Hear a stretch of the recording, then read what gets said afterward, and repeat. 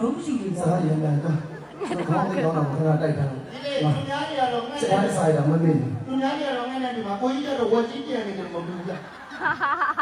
ကဲစားမယ်ဟဲ့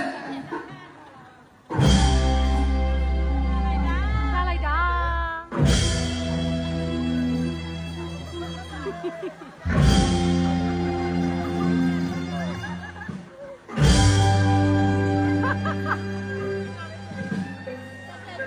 ကြီးတယ်ဒီမှာဒီလိုခိုင်းရမှာဟာဟာ